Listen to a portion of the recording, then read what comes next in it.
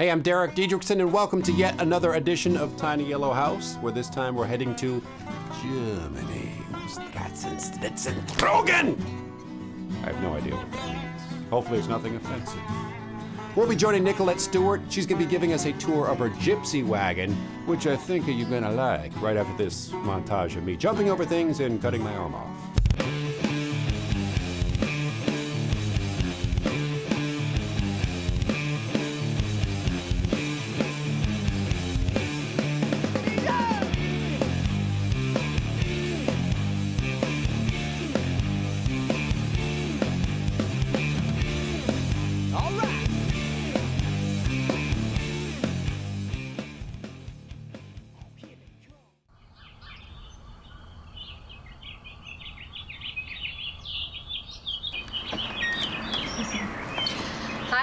I'm Nicolette Stewart, and this is my house. I'm going to give you a tour today.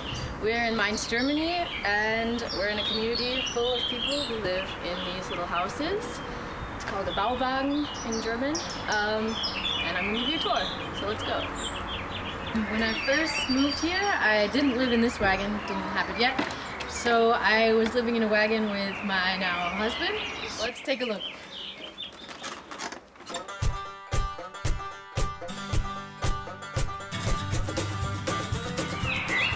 This wagon was a present, so sort of. These people, an older couple, had used it in their garden. It was kind of like a shed and a place where they played cards. And they didn't want it anymore. They were moving, and they had buried it 20 years ago on the wheels. It was buried up to about here, I guess. So they said I could have it for free if I got it out of the garden, which was a lot of work. It took, I guess, about 8 hours to dig it out, and then another 8 to pull it out of the garden because we had to destroy a bunch of fences and cut parts off of trees. Originally it was green, and it was completely sided with these thin boards, which had a lot of trouble getting off. The wagon wasn't insulated at the time, so I needed to take them all off, and all of the ones that I managed to save, you can see on this wall, I sanded them down and put them back up again. So this side, as you can see, has different boards on it. These used to be the ceiling of a friend of mine who also lives in one of these, and he redid his ceiling, and I took the boards and put them on here. They're not actually made for outside, but it's working for now. At some point I might redo them because they're not the perfect condition. And here you can get a good look at the axle and the wheels. The wheels are solid rubber, so it's probably why they held up underground for 20 years. When we pulled it out of the garden, it drove fine, the wheels were fine. You can see that I have it jacked up here, on the other side too, but higher here with the logs, so that it doesn't wobble. I didn't have a lot of money when I was working on this project. This side of the house is sided once again with materials I got for free. This black piece of metal around it used to be a baking tin. You can get a lot of stuff out of the dumpster at the building supply store. Actually, we went only once, and I had enough lumber for the entire project. The interior. These cabinets were already in here when I moved in. I wallpapered the doors with some old maps that I'd found. Another one of my favorite things to do with old maps, to paste them everywhere. To maximize your space, you want to go up instead of out, so hanging a lot of stuff. Wine glasses, books all over the place.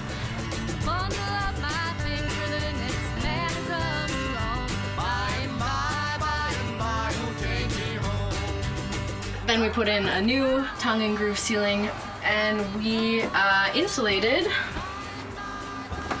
with this stuff. It's hemp matting, really, really awesome. I did the walls with styrofoam blocks, which are a real pain to cut, and you have little white balls everywhere.